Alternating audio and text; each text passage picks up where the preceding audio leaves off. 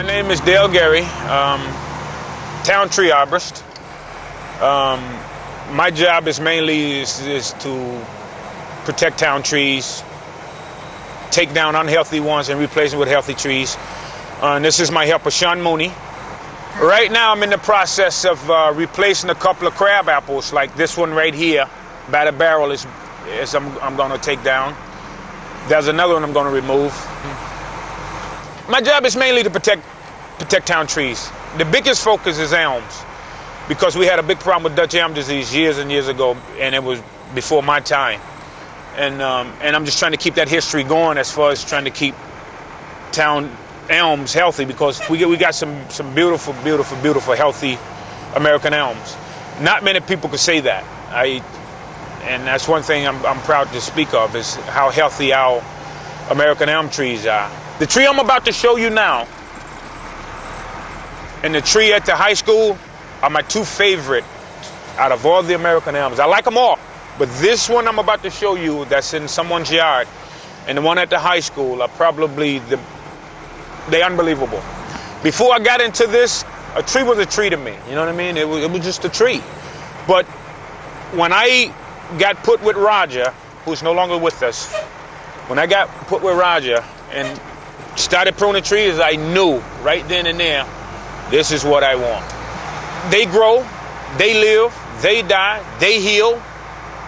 And you know what I mean? And life and death basically depend on us. Are you always looking at always, the trees? Always, always. I can look at a tree and tell, you know, something is wrong with it. You know, what needs to be done to it. How could you see this, Gino, and not appreciate it? I know the guy that take care of it, who happens to be a good friend of mine, and he's doing an awesome job on this thing. So this is a private, and because it's on somebody's property, you don't take care of it? It's a private tree. Yeah. Look at the champagne style shape of it. It just come out like a champagne glass, and that's what makes American elms American elm. Do you know anything about the Dutch elm disease? I just know it's a bug come from Holland, and it carried the spores of Dutch elm on its back. And what it does, it starts from the top of the tree, but people don't realize the tree shuts itself down from the disease. The tree kills itself, you know, by trying to protect itself, but it kills itself to keep the bugs from killing it, or the Dutch elm disease. Right now it's pretty suppressed, but it's still hanging around somewhere.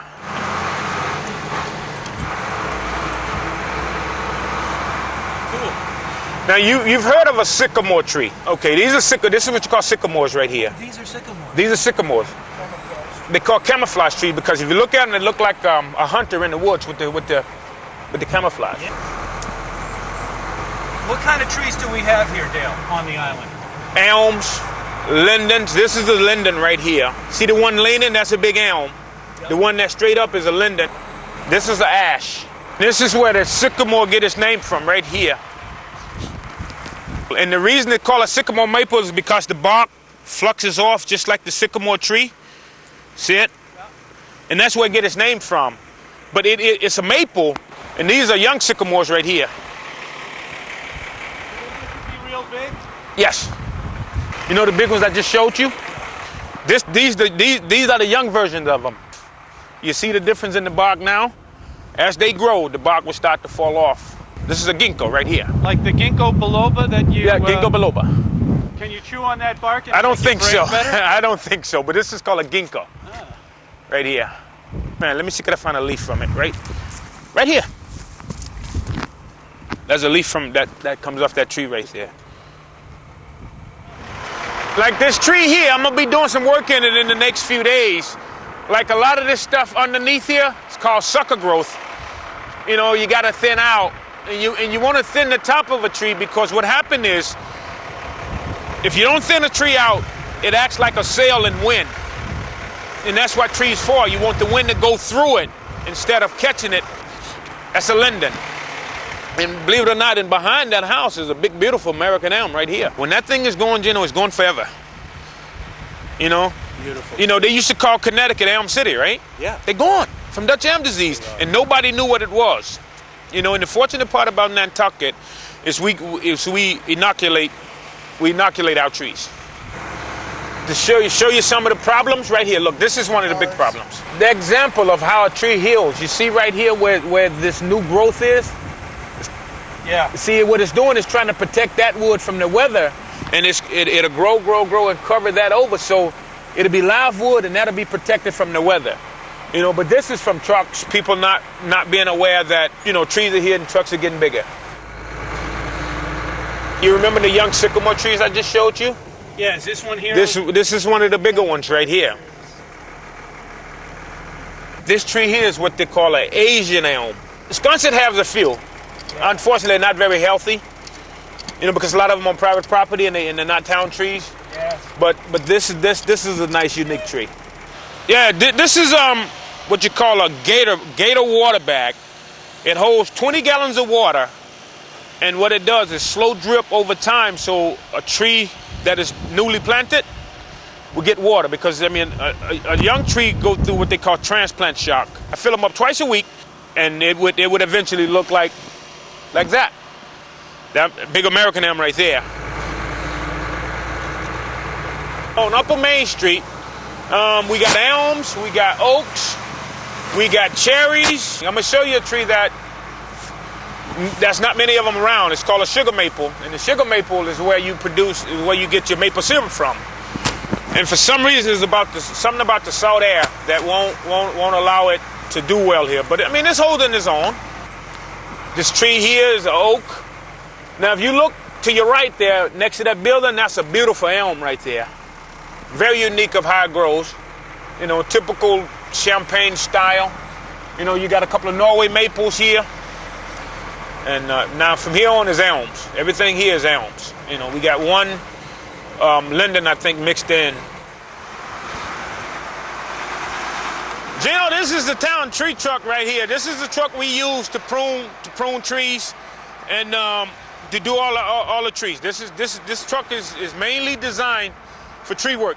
What's unique about this truck here, Gino, is a lot of people don't know it. I can shoot the chips inside of it, or I can shoot the chips outside of it.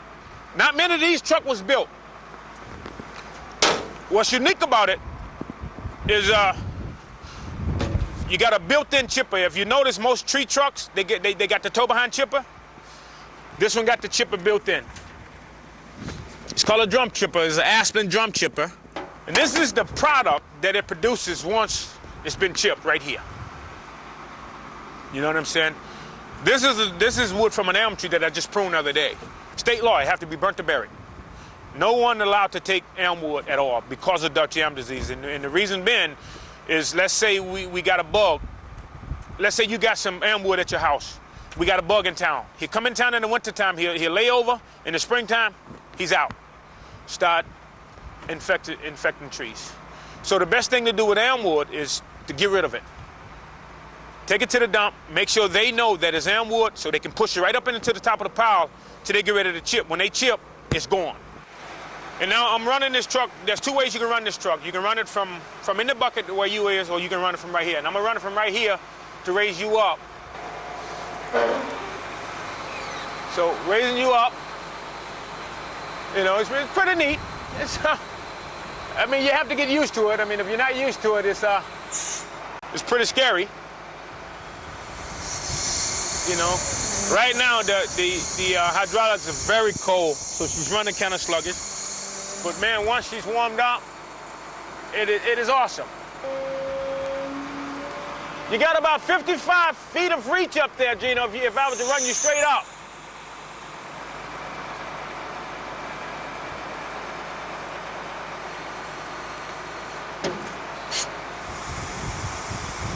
This is it, Gino, right here, man. I've been on this job 14 years. There's nothing else I want to do. This is it right here. Where are you from originally? I'm originally from Mississippi. Yeah. I've been here since '88. I've been with the town since '90. And I've been doing this for the last 6 years. Five or 6 years. And from day one up until now, this has been it. This has been it. I wake up to come to work because I know what I'm doing. I know I'm making a difference. If not for you to see, for me to see. And that's what counts.